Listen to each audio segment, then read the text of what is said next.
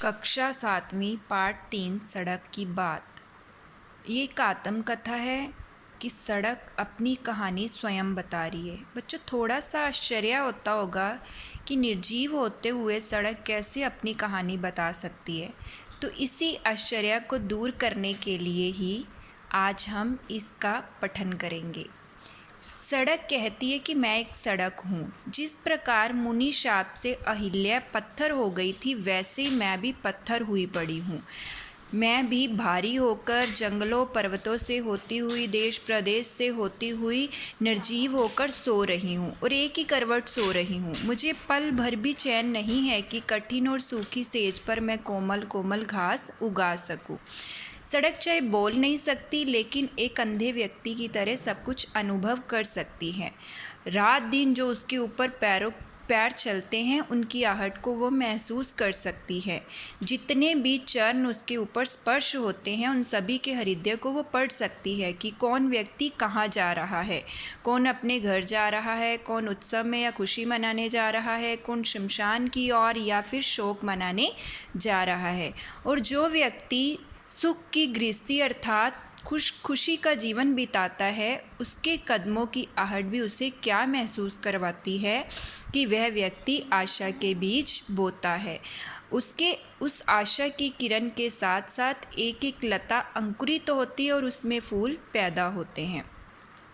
दूसरी तरफ जिन लोगों के घर नहीं होते, जिनके आश्रम नहीं हैं, जिनके रहने का कोई स्थान नहीं है, उनके कदमों की बढ़ोतरी में ना तो कोई आशा है, ना ही कोई अर्थ है। अर्थात उनका कोई भी लक्ष्य नहीं है। वो बिना लक्ष्य के अपनी मंजिल की तरफ बढ़ रहे हैं। दुनिया की कोई भी कहानी सड़क पूरी नहीं सुन पाती। पता नहीं वो कितने वर्षों, सैकड़ों, हज़ारों वर्षों से कितने लाखों करोड़ों लोगों की हंसी को, गानों को, बातों को सुनती आ रही है और बाकियों की सुनने के लिए वे अपने कान खड़े रखती हैं, लेकिन तब तक वो व्यक्ति वहाँ दोबारा आता ही नहीं। इसी प्रकार ही ऐसे बहुत से गाने हैं, टूटी फूटी बातें हैं, जो उसकी धूल के अंदर धूल ही बन जाते हैं। समाप्ति और स्थायित्व की बात यहाँ सड़क करती है। सड़क कहती है दोनों चीज़ें मुझे दिखाई नहीं देती।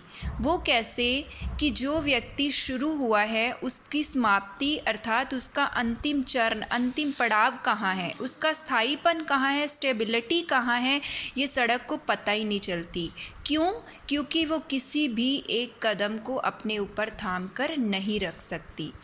दूसरी तरफ वो कहती है कि एक बात ज़रूर है जो उसको पता चलती है कि जो किसी न किसी महापुरुष के पुण्य स्तूप होते हैं। पुण्य स्तूप अर्थात पवित्र मिट्टी या ईंटों के ऐसे ढेर जिसके अंदर बची हुई चीज़ें रखी जाती हैं। सड़क कहती है उसमें से एक बीज आकर सड़क के एक बगल में पड़ जाता है और एक सुंदर वृक्ष खड़ा हो जाता है और वही आने वाले पथिकों को छाया प्रदान करता है। सड़क कहती है कि मैं किसी का लक्ष्य नहीं हूँ, लेकिन उस लक्ष्य को पूरा करने के लिए उपाय जरूर हूँ। इसी प्रकार सड़क कहती है कि चाहे मैं किसी के लिए घर नहीं हूँ, लेकिन मैं सभी को उनके घरों तक लेकर जाती हूँ। सड़क को इस बात का दुख रहता है कि कोई भी वहाँ खड़ा नहीं रहता। जिन लोगों के घर दूर होते हैं वो सड़क को कोसते हैं, लेकिन सड़क फिर भी धैर्य के साथ उन लोगों को उनके घर तक पहुँचाती है। तो सड़क को इस बात का भी अफसोस है कि वो लोग कभी भी उसके लिए उपकार नहीं मानते, उसके लिए कृतज्ञता नहीं मानते, उसका धन्यवाद नहीं करते कि वे बड़े आराम से अपने घर पर आनंद पा रहे हैं। सड़क को तो फिर भी आनंद नहीं आता। ऐसे ही सड़क कहती कि जो लोग रोज़ रोज़ मेरे ऊपर चलते हैं, मैं उनको अच्छे से पहचान लेती हूँ और वो लोग चाहे नहीं जानते, सड़क उनका इंतज़ार करती है। सड़क के मन के अंदर उनकी एक मूर्ति बन जाती है। तो ऐसे ही सड़क एक प्रतिमा का वर्णन यहाँ करती है, जो रोज़ अपने कोमल चरणों के साथ दोपहर को वहाँ आती थी। उसके पैरों में घुंघरू होते हैं जो बजते हैं और सड़क को महसूस होता है शायद वो रो रहे हैं।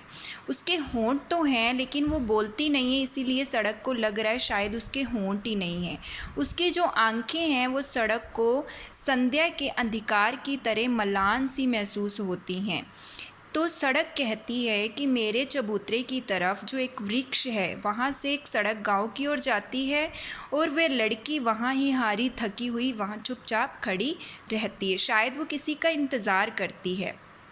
दूसरी तरफ एक थका हारा व्यक्ति अपना काम पूरा करके अनमने मन से गाना गाता हुआ उस गांव की ओर चला जाता है। वो ना तो उसकी तरफ देखता है ना ही वहाँ ठहरता है और बालिका भी जो होती है वो उसके जाने के बाद वहाँ से लौट जाती है। तो जब बालिका लौटती है तब धरती को ऐसा लगता है जैसे अंधकार हो गया है। जब अंधकार होता है तब जो प्रकृति का प्रत्येक अंग है वो ठंडा होना शुरू हो जाता है, तो धरती को भी ऐसे ठंडक महसूस होने लगती है। धरती को उस शाम के समय में काऊ की आवाज़ बिल्कुल नहीं पता चलती, मीन्स काऊ की आवाज़ थमनी शुरू हो जाती है और वहाँ आने जाने वाले जो यात्री होते हैं उनका आना भी बंद हो जाता है। ऐसे ही वो लड़की भी रोज आती और वहाँ से चली जाती। परंतु एक दिन फागुन का दिन महीना होता है। फागुन के महीने के अंत में दोपहर के समय की बात है, जब आम के बोर झड़ रहे होते हैं, तो जो व्यक्ति आता था वो वहाँ नहीं आया। ऐसे ही बालिका आती है, उसकी राह देखे रात होने पर लौट जाती है। जिस प्रकार सूखे सूखे पत्ते झड़ते हैं वैसे ही उसके आंसुओं की झड़ी भी सड़क को महसूस होती है। दूसरे दिन भी ऐसा होता है, वो बालिका आती है लेकिन वो व्यक्ति नहीं आता, तो वो रात को धीरे धीरे अपने स्थान पर वापस जाने को चल देती है। लेकिन क्या होता है, दूर जाकर रुक जाती है, शायद वो थक गई, अब उससे और नहीं चला जाता और वहीं सड़क की धूल पर लेट जाती है और अपने हाथों से अपने मुंह को ढककर चीख चीख कर रोने लगती है। तो सड़क फिर उसको प्रश्न करती है, कौन हो बिटिया जो इस एकांत रात के समय मेरा सहारा लेने आई हो। तो सड़क फिर उसको कहती है कि जिसके पास से तू लौटती है क्या वो इतना कठोर है, मुझसे भी ज़्यादा कठोर है। जो तेरा उत्तर नहीं दे पाया वो मुझसे भी ज़्यादा गूंगा है, और उस व्यक्ति ने तेरी तरफ देखा नहीं किया वो मेरे से भी ज़्यादा अंधा है। तो इस बात पर बालिका उठ खड़ी होती है। सड़क को लगता है कि शायद बालिका ने भी ये महसूस किया है, तो वो फिर अपनी आंखें पोंछ लेती है और अपने घर चली जाती है। तो उसके बाद सड़क ने कभी भी उसके चरणों के स्पर्श को अनुभव नहीं किया। तो सड़क कहती है, ऐसे पता नहीं कितने पैरों को मैंने शांत होते हुए देखा है, जो पहले आते थे अब आना बंद कर दिए हैं। तो सड़क को ये भी याद नहीं कि वो कितने पैर हैं जो आजकल उसके ऊपर नहीं चलते।